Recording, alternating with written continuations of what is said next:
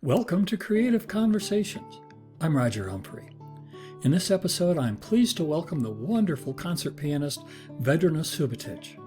Please join us as we discuss Beethoven, her new CD, teaching, and much, much more. Before we do me a favor. Just reach down there, hit that like and subscribe button, please. It really helps out a lot. Thanks.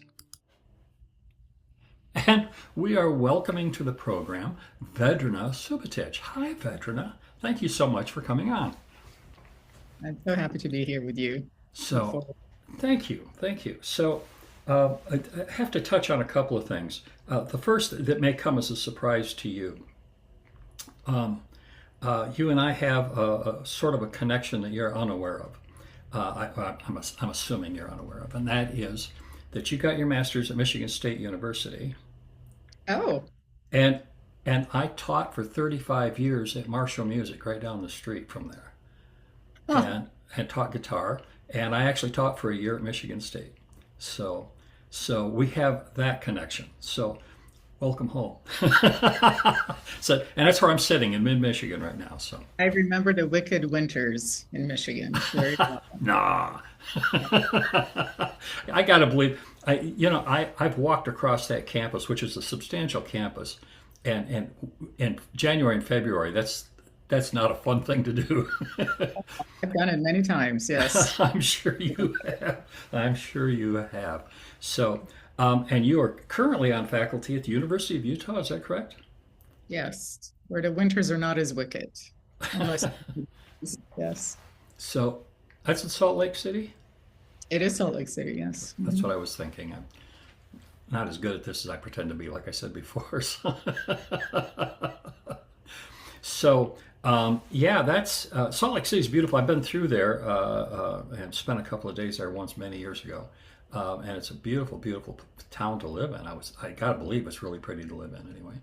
It's gorgeous, and we're very spoiled here because you can walk a few minutes and be in the canyon somewhere or drive a short distance and be hiking in the nature. So it's quite luxurious. That sounds terrific. So you teach piano there, and what else? There are a couple of other subjects I believe that you're on.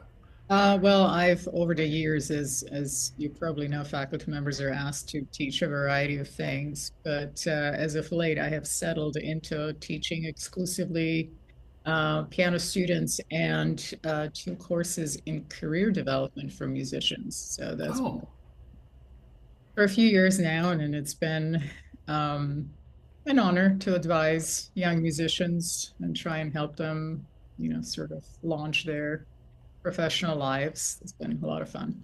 well, I have. That's been a complaint of mine as a former college teacher.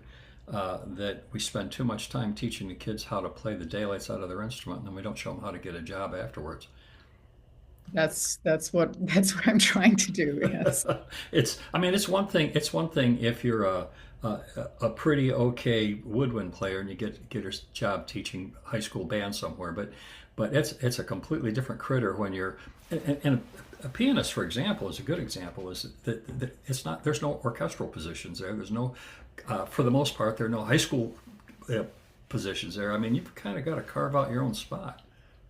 That's true. And so these courses that I teach, we talk a lot about entrepreneurship and creating your own platform for earning a living and being an active musician and advocating for the arts. So it ties all together very nicely. There are many, many music related careers, Oh, sure.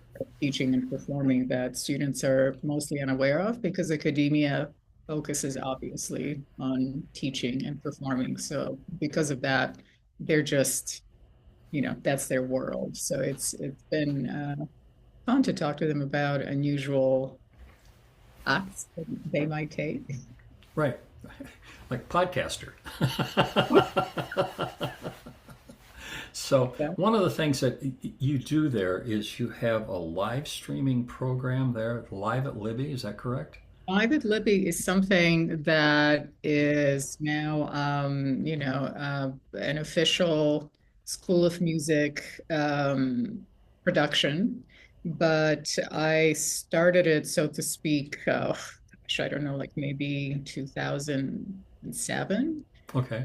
And when I realized that this was going to be the future of music, um, accessibility anyway, and we had just hired an audio engineer full-time position at the school, and so we kind of did this as a natural outgrowth of those circumstances with a beautiful new hall and excellent music programs that were happening. And I just thought, well, let's try this. And they were game, and now you know, it's been going on for many years, and Well, you're um, well ahead of the pandemic, so you're doing it before you had to.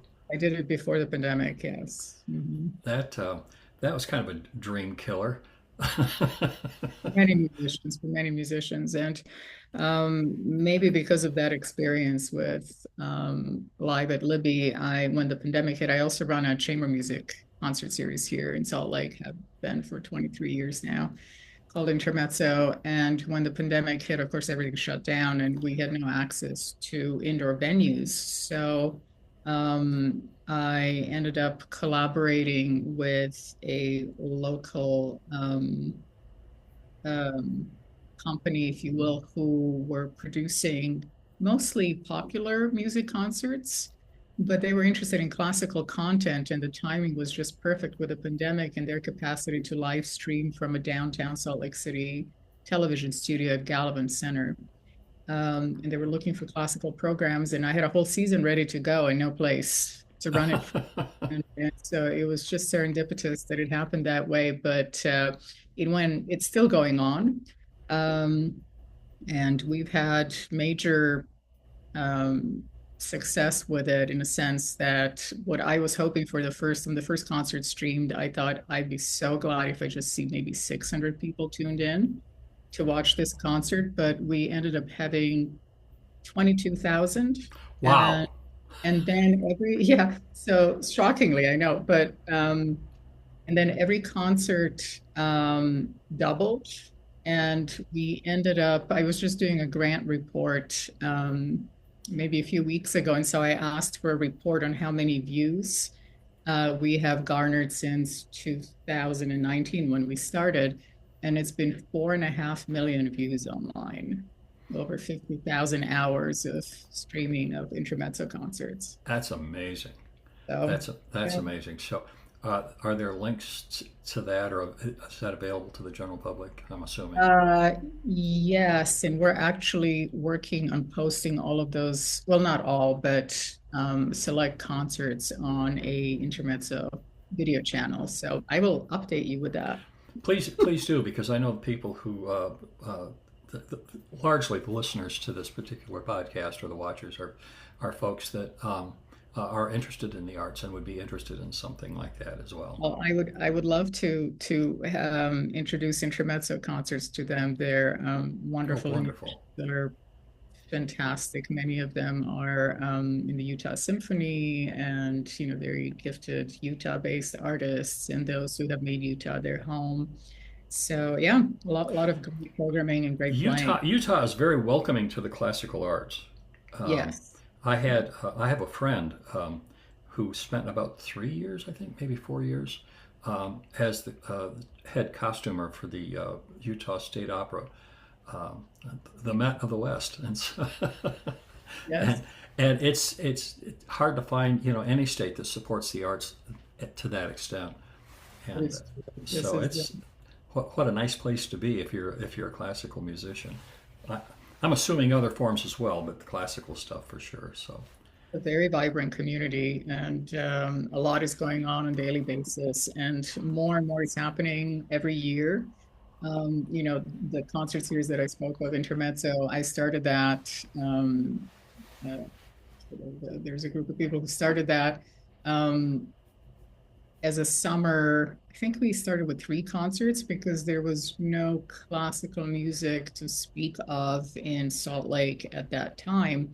During the summers, the Utah Symphony was not doing anything with classical music programming at that time, and there was just simply a gap there between the seasons, and it began that way. And now, I put on between 15 and 20 concerts every year. And, Wow, and that's a full time job in itself. yes, and that's my side gig, in addition to your full-time position at the university. So yeah. And then you're also a visiting professor at the University of Chile, I was reading. Yes, How did that's that come about? well, um, I was thinking about our interview today, and I was thinking how many layers of connections there are in so many aspects of my professional life. So it would be untrue if I said, well, this is how it happened, because there are actually a couple of different layers to this, Ah, particularly sure. University of Chile collaboration. So the School of Music, is a sister organization to the University of Chile. And this happened because, and it had nothing to do with me or my connections to the University of Chile, because our former director of the School of Music, who's Chilean, Oh, uh, created this collaboration with the University of Chile. And then, so that was one connection. And then another one was that I became interested in Latin American music. And when I was actually a student at Indiana, I ended up recording some music by a Chilean composer, with a colleague who is now a professor, head of piano, at the University of Chile in Santiago, and it was actually published by Sony. Um, and so I became interested in Latin American music and became an affiliate faculty member with the Center for Latin American Studies here at the University of Utah. So that was the second one. And then the third one was, of course, my personal connection, collaboration with my colleague at the University of Chile, who invited me to be a visiting professor. So everything kind of came together and created this collaboration. I think our world is fairly small for classical It musicians. seems to be, yes. It's like a very small big club. So and I kind of like it. So hey, um, in preparation for this, Mhm. I did a couple of things. And one of the things I did was last night. Kind of my little cookie at the end of the day was go on YouTube and listen to you play Beethoven. Oh, Awesome. Uh, and you seem to have, well, I think all pianists do, but you seem to have a real close connection with Beethoven. Can we talk about that a little for a sec? absolutely. Yes. So, Beethoven, of course, I think a lot of people have forgotten or perhaps didn't know that before he really started, the hearing loss was really becoming debilitating. He was a formidable pianist, a Yes. concert artist. Mhm. And so his piano works are just, I mean, piano players just tend to flock to him. I haven't met a piano player yet that didn't flock to Beethoven. Well, I feel like I mean one of I had again multiple reasons for why I dove into Beethoven with so much gusto and passion, and ended up realizing that Beethoven's piano sonatas in particular are an encyclopedia of piano playing. Everything you can imagine, except for maybe piano harmonics, you can find in Beethoven sonata. So any concept of technique or sound production, texture, rhythm, emotional expression. There's just such a wealth of material in these sonatas. And because I love chamber music, I didn't want to stop there at 32 Beethoven sonatas. So I decided I would also perform all of his sonatas with violin and cello. And there's one for French horn as well, and also all of his piano trios. And in the course of doing this, I ended up performing other works as well, like his piano quintet and the fourth and fifth piano concertos. Just things just kind of started to roll together. But so, I learned so much that I knew I didn't know. I mean, I was never under any delusion that at any point in my musical and pianistic journey, I there's always more to learn. And so I was looking to learn more. And I thought, what better project than to dive into these Beethoven works. So, and when I started, um, I was often asked, "So, what's your impression? What did you learn?" And I was so um, overwhelmed is not the right word, but I was so immersed in Sure. Beethoven. I thought I need time to digest all of this and perform it and kind of. I thought it will come to me. I will be able to at some point say, okay, well, these are my recollections, impressions, and conclusions. And of course, it's always an evolving perspective as well. But I did learn so much about piano playing and about Beethoven, which for me has become more and more fascinating. First, in preparation for playing all of these works, I've read a lot, and pianists always study Beethoven in school and so on and so forth. But I feel like I really got to know him as a person, as a mind. Uh huh. Some things became clear to me about how Beethoven thought about music and how he evolved from a prodigious pianistic talent early on to someone who was also an excellent business person. He was a Oh, very really? skilled. Yes, as you read Beethoven letters and biographies, one always tends to focus on his temper, on his uh, altruistic personal philosophy and heroism and his inspirations and motivations. But I also think he was an excellent producer, his own producer. And the way that he composed music and wrote music was very specifically um, taking advantage of his creative abilities in terms of creating new material that flowed out of something that he already had written, days ago or weeks Huh. ago. There's an absolute continuum to his music, and I mean that in a scholarly way. When you look at his motivic developments and his thematic materials and just the ideology of how music evolved for him, it's been fascinating to follow him chronologically and see how his mind evolved as a composer, which then, of course, created these very interesting piano works. And Now, is there any intention of recording this?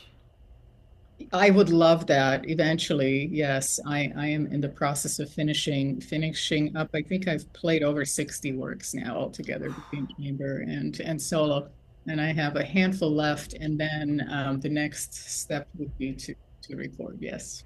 And you're doing the chamber music. Are you part of a permanent chamber ensemble, or is this friends that get together to do this? Kind of, kind of not a particular ensemble, but I do have a sort of revolving group of colleagues with whom I tend to play, who share, similar artistic tastes and passion for chamber music, and so we end up often playing together. I'm a huge fan of chamber music. I would far and away prefer, I'm a guitar guy, and I would far and away prefer to and have played chamber over solo stuff. More work for a soloist for me, but for chamber music, it's like for me. That's where I play the best. I love it. I love the camaraderie. I just think the music is textured significantly better, I think, Mhm. in a chamber setting. And so, yeah, that's one of the things I don't perform anymore, and that's one of the things I miss is just sitting down with friends and making a little racket, you know. And it's one of those things where let's do it over a bottle of wine, and if people are listening, okay. If they're not, okay. And I just play the music, Just it's not even a business thing at that point. It's just pure personal pleasure. So, but yeah, I am a big fan of chamber music and listen as often as I have time. And I do like I like piano trio stuff a lot, and string quartet stuff a lot as well. It's just I like the sound of strings. It's I listen to a guitar all day every day, and so for me it's a nice departure. So it's so kudos to you. So, and I have to talk to you about your new CD, your new album, Chiaroscuro. Did I say that anywhere near right? Chiaroscuro, chiaroscuro. It's Pardon my American accent. But Italian word, right, for darkness and light, that emerged in 1500s with Italian Renaissance, that delineates or depicts the particularly dramatic use of light and shadow. ah, Uh, Michelangelo mhm. uh, is one of my favorite artists. There was a phase when I was obsessed with Michelangelo, and wherever I traveled in Europe, I would seek out his works. When I was a child, I was about 9 years old. My grandmother took me to Rome and Oh, took me to Vatican, and I was able to see the Sistine Chapel at age 9. And wow. believe it or not, at that time, there was only a handful of people walking around the chapel. It was empty and echoey, and one Hmm. could stand and admire all the art on the ceiling. And the most fascinating thing about that is that in the middle of the room of the chapel was his Pieta, the one that is now behind bulletproof glass in St. Peter's Church in Rome. And I just very innocently walked over and sort of, just touched the marble, what I could reach, and it was just so Sure. incredibly beautiful. And no one said anything. There were no guards, that ran to Wow. me and screamed and took me away. So So you touched the marble that Michelangelo touched. that's right. That's pretty And cool. I was just drawn to the Oh, sure. sculpture, was just sitting there, and there was no one, there was no rope, there was, no sign saying don't touch. I mean, it was just all very friendly, kind of like, look at this, a 500-year-old sculpture, famous sculpture by Michelangelo was sitting there. And since then I have taken students to festivals in Italy, Oh, and I always make a point of taking them to the Vatican Museum to see the Sistine Chapel. And now, everyone is part packed like sardines in there, and it's it's nearly impossible to enjoy it. And the last time I went, the Pieta was right at the entrance to the right of St. Peter's and behind bulletproof glass. And you couldn't even get to the bulletproof glass because they had roped it off. You had wow. to get behind the rope and look at the sculpture through the bulletproof glass. And I thought, wow, and I got to touch this. So anyway, back to Chiaroscuro. Michelangelo has always been, I guess, from early on, part of my life. And my mother studied art history, and so she kind of immersed me in the world of the arts. And I'm a huge art How lover, special. aficionado. And so, and he had such a fascinating life too. He was such a character.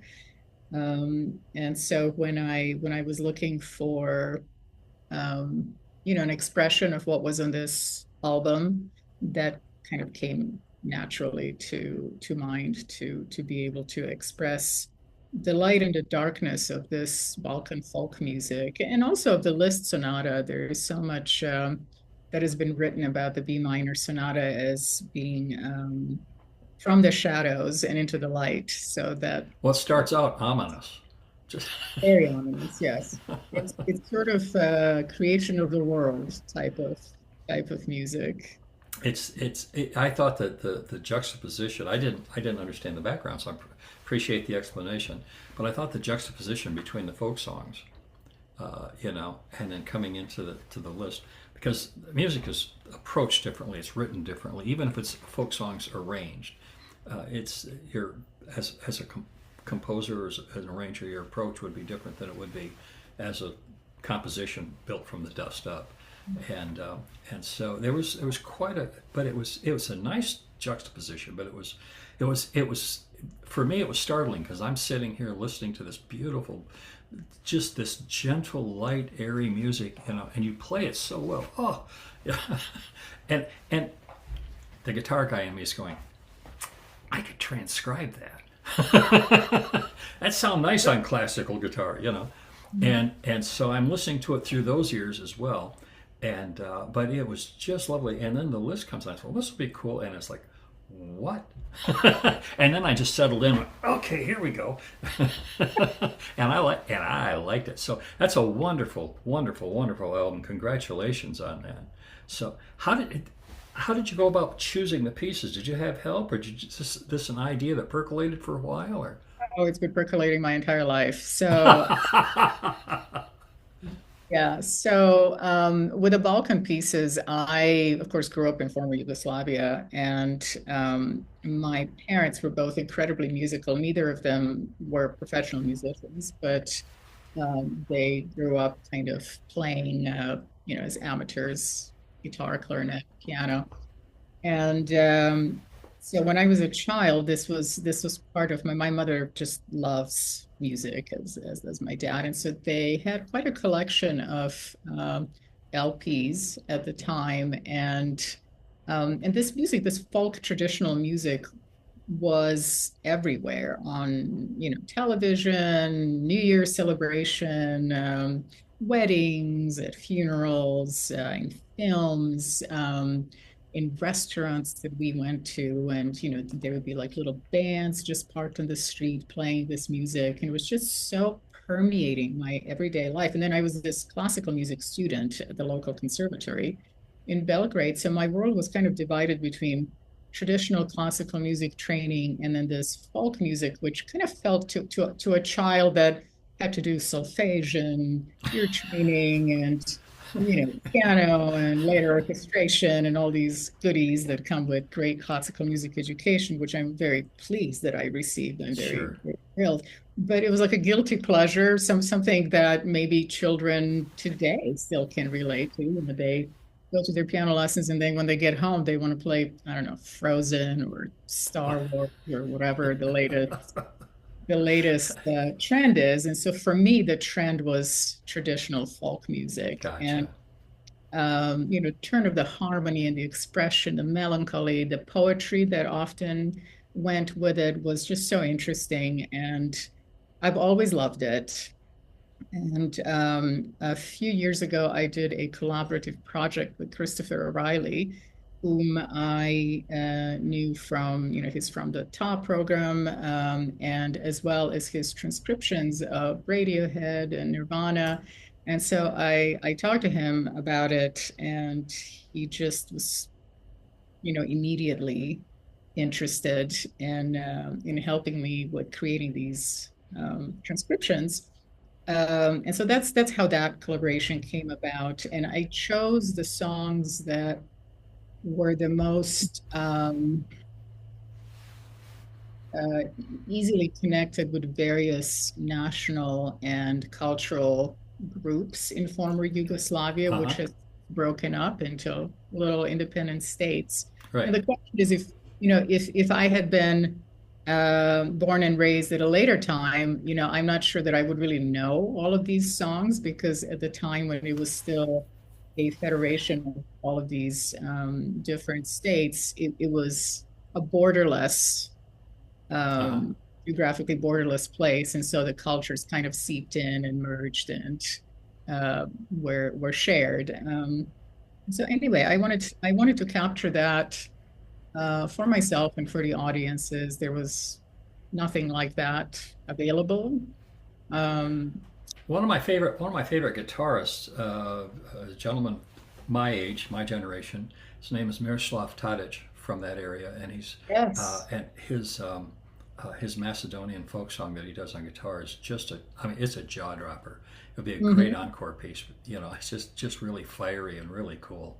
Well, right. And there's so much incredible uh, informal, as in, people with no formal education who are incredible virtuosos and artists Yeah. and improvisers in that region. And that was one of the reasons why I wanted Christopher to help me with these arrangements, because I wanted to capture some of that improvisational skill and the peculiarities of individual artists' styles. And it really truly is a that transcriptions, I should say, that merged not just the melodic and harmonic general content of these songs, but we listened to 10, 12 renditions of each, the most Wow. favorite performances, and then we put together a kind of what were our favorite parts from different performances, if that makes sense. And we really Yes. tried to capture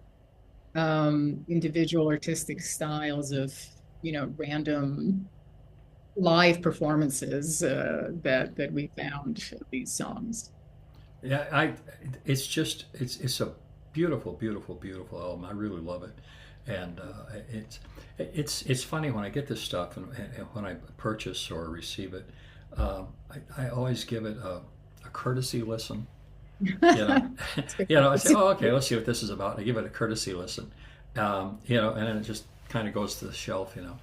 But this is one of those that it's more than a courtesy. It'll be listened to often. It's very, very, very nice. And anybody who's listening to this, I encourage them. There will absolutely be some links in the descriptions below, so people can find some of this stuff.